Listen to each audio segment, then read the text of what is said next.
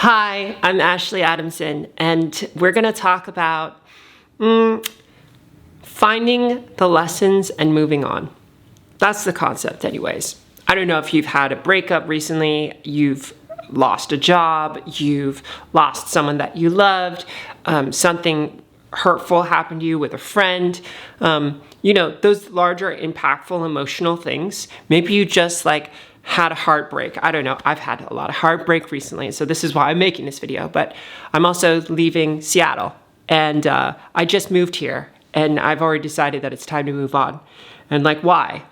What is the value out of doing these kinds of things, or what is the value that you can find out of this catastrophe, emotional trauma, the things that hurt deep inside? How do you make reason out of it? How do you make something that can help you function better? How do you walk away with less trauma from the situation? I think that as you get older, you just are more likely to experience more traumas, but depending on how you frame it, how you look at it, and how you create a story around it, it can affect you very differently. It can be something that can lift you up and build, or it can be something that holds you back and makes you more frightened about the world. So that's what we're going to talk about today, is how to create systems in your mind that make you build yourself up, regardless of how terrible or bad or hard these feelings may be. Does that sound something valuable to you? If that is, then stick around. Please like and subscribe, and comment if you have thoughts on this. This is the personal development kind of vlog that I make. And so happy to share this with you, happy to share my thoughts. Just so if you're a new viewer here, I've run several businesses in the past. I work in tech. I've been a lead product designer for over a decade. I've had several businesses of mine in various different fields, and right now I'm teaching myself programming to start a software company. So that's kind of my background in history, and I recently transitioned about 5 years ago, and sexuality change has led to, oh my God, how do I date men, and all of the heartbreak that comes along with trying to work out a heteronormative dating relationship world. I know a lot of trans folks may hate cis heteronormativity, and I definitely hate some of it too, but I would just like a man who's masculine and just embraces and accepts me for being a woman, and we can move on monogamously with our life to build. Anyways, that's an aside, but that's the context setting for where my values are, how I see the world, and what's up, and maybe there's something that I know that I can give you that can make your life better. That is my intention, and that's what I'm trying to share with you. So how do we take these things that hurt us and then help us build up from them? This is the warrior mentality, in a nutshell, and I think this is the most important way of viewing the world for me. And it works for me, and maybe it works for you, maybe it resonates with you. This idea that these things that you have to fight, these battles that you have to take, you can overcome them. You are the hero and the hero's journey, and I'm going to help you get through that struggle. And a lot of this is mental switching, it's mental framing, it's changing the box and shifting it here. It's taking that victim mentality that, oh my God, I can't believe this person did this to me, to, oh wow, okay, I need to take responsibility for my part in that. And now I can see what lessons were learned there and frame it in a way where I can find the positive silver lining. That's what it's all about. So let's talk about the breakups. So recently I've had 3 breakups with men that went really poorly, and they hurt and cut very deep. I dated the Paris guy for a month in Paris and France, and that was amazing. It was the most beautiful, amazing dating experience I've had. And then he broke up with me a week later because he met someone else in Ibiza. So the stereotype of don't date French men continues, but I think he was bipolar, so that is kind of the caveat to that. And then I had 2 more breakups, and after that in Seattle, so they were not good either. Just the emotional impact of crying before you go to bed and then crying the first thing you wake up in the morning. That was where it was at. I feel like the pain that I've gone through in the past couple months reminds me of the pain that I had when I first transitioned and I was trying to come to terms with the fact that I was never going to be the woman of my dreams, that I would probably be this grotesque monster for the rest of my life, that no one would probably ever love me, and like how can I make any sense of this out in my life? And when I hit that core, I found meaning in that I would share my experiences with you now. So here we are, full circle to how I survived. I made my way through the darkest of times, knowing that the pain and suffering that I had would come here to where I can share it with you so that you can find ways to shorten the depth and the trough of your move through whatever part of life you are going through. So, yeah, I understand that you may be going through a tough time. I'm here. Let's do this. We can do this. So, how have I gotten through that? Well, of course, crying and going through the hard part, the grieving process. If you lose someone, if you lose your job, if you get fired, I've gotten fired before. If you lose someone that you love, or you get broken up with, or you're just dealing with the fact that you can't get any partner that you want in your life because you feel like people are not treating you in a worthy way, all of these kind of problems, it's what can you take? What can you take from this? What can you take that is going to help be a part of your tool set for building in the future? Take the experience and ask yourself, what in here abstractly have I absorbed and learned? And hopefully you can take some space to write this down. There's multiple layers of what you learn, so you can cognitively learn things. For example, with Leo, the French guy, the Paris guy, I now understand conceptually that I need to be mindful of the mental health of the person that I date.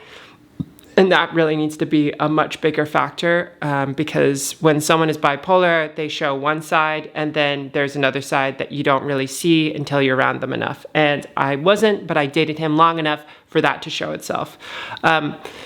But on a deeper level, I think there's also this subconscious feeling, this emotional feeling, and this is the growth of growing up, is absorbing the lessons that you can't put into words. Those feelings that are transmitted through the experience that your subconscious picks up on and can now recognize. So I know that there's deeper parts of me that go, okay, I can feel when someone has maybe this mental aspect to them, or I can feel how I approach this situation may have not been 100% right. I think the biggest way that I kind of came out of that positively is I reframed the entire thing, which was we were not setting up, even though we talked a lot about this, we were not setting up our future life together. We were living out a fantasy and a dream, and we both played on this dream, and it was just a wonderful summer fling, and that's it. I've reframed it as the relationship that could have been with just the right person which is what I was seeing at the time, to a new frame, that was just a summer fling. I had a really good time. I look back on that for the rest of my life as something that I really had. I lived it up. I had such a great time. We bicycles in Paris, romantic dinners together, lots of good fucking. And the list goes on, right? Oh my God, such a man. But not the right man for me. So that's the reframe. Now with Seattle, I'm leaving Seattle and I feel like a failure in a way because I came here, I tried, it's been 9 months, I failed, I didn't set up my life here in the way that I really wanted, but I learned something super, super important for me, which is that my network is really powerful outside of Seattle. The value it has is incredibly high because trying to build a network from scratch in a new city is really difficult.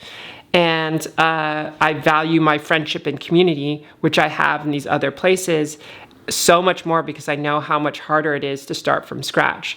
So going back to California is going to be a lot better for me because I'm going to see so much more value out of it. It's coming full circle. You grow up with California as your backdrop experience. You don't know how good it is until you live in all these other places around the world and find out, wow, California is actually like really amazing. I understand why people pay like, 12% income tax additional to live here. It's fucking expensive, but maybe it's worth it, right?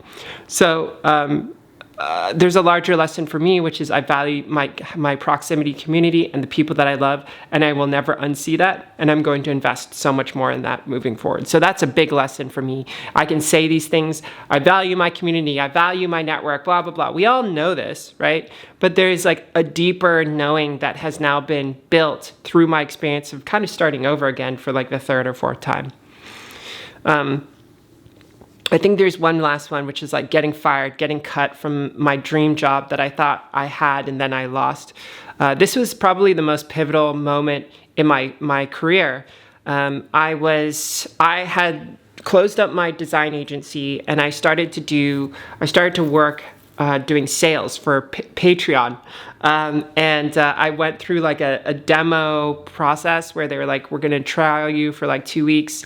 And then they just like cut me without any warning, even though they were giving me good feedback. Someone interjected and didn't want me there. And I was gutted. I wanted to work on creator relations, helping other creators like build their businesses. And they gutted me because I guess someone didn't like me there, politics, what have you. And that kind of hurt really, really hard because I thought that was going to be my dream job and the best job I possibly could have. And maybe it was in that dimension. But after a week of crying and going through the pain, I realized, wait a second. So if that's the best thing I could achieve, then there's no better thing that I could achieve in that career field. Maybe I can go look for something even better, something that I think may be even more worthwhile. And that was not doing sales, but doing product design. So I shifted gears. I spent a month really teaching myself product design and then put my stuff out there. And I actually got hired pretty quickly because I could talk the talk and then suddenly I could design enough to walk the walk. I was able to marry those things together and boom, I doubled my salary in a month. Which is crazy to say, but like that was fucking pivotal for me. Now I haven't doubled my salary every year since then, but I've entered like fundamentally a different area of value that I create for a business, and that's changed my career tremendously.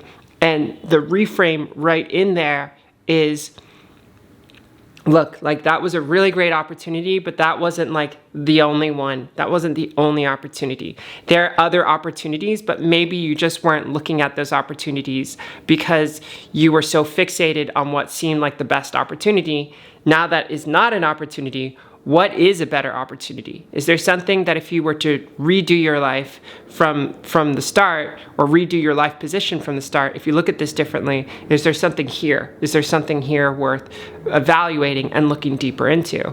And I think in general, this is something we do in life, and maybe it's worth noticing for yourself is we kind of have our blinders on walking towards the things that are most obvious and clear for us to achieve or to get more value out. Like where is it in your life where you're kind of like on autopilot, or you're like, yeah, this is the next thing I do. This is the next thing I do. Is there anything around you that allows you to actually create a lot more value in your life? Like, is there something that you're missing? Is there a new person that you just met that you should talk to? Is there a new idea or a new passion that's calling to you that you might be able to tap into? Do you want to learn something new? Like what is there for you? And so that's kind of like the last kind of tactic that I've had is like, this is how I say it. That may have been the best opportunity there, but it's not the best opportunity in my life. I will always have better opportunities. That's how I say it. There will always be better opportunities. I may look at that as like the one, and it was the one in its unique way, but there is always a new one in a new way if you're willing to look for it. So maybe take that with you. Does that make sense? Like, is there a way that you can see these painful things as ways to expand and grow? Like, there is only one direction, which is towards death. But as you move towards death, like, what is that arc? What is that story arc that you're gonna have as you experience your life moving towards death? Like, if we're on a Disneyland ride and the start is your birth and the end is your death, how do you wanna ride that ride? Do you want to ride that ride feeling sad on the ride because the previous part of the ride was like sad? Or do you want to say, you know what? Something on that ride, that ride sucked. It was sad. That part of the ride sucked. It was sad. But at least I'm living at life. At least I'm trying. At least I'm experiencing things that are making you a better person, making you a more experienced person, giving you something that says, you know what? It fucking was hard, but like I'm gonna make it, and it was worth living. It was worth going through all of these experiences to get to the end. Like, that's the ultimate value, right? Like, if you pay for a ticket for a ride, for a movie, like, do you want the movie where the movie says, everything was really good here at the beginning, nothing bad happened, and everything was good here at the end, the end? Like, you're gonna be so bored during that movie, right? Like, you want the movie, ideally, the best movie is the movie where you kind of get to the worst possible situation ever, and then somehow miraculously you can get out of that into like the best possible situation ever, right? Like that's actually like the most exciting ride, right? Like that's the most thrilling experience. So like as you think about your life, and as we as humans think about our world through stories and like how we frame that in our own minds, it's like, how can you make your story inside? Like, how do you tell your story to yourself? How do you build this like story arc, and how do you grow? Like, I'm excited when I tell parts of my story because there's so much story to tell.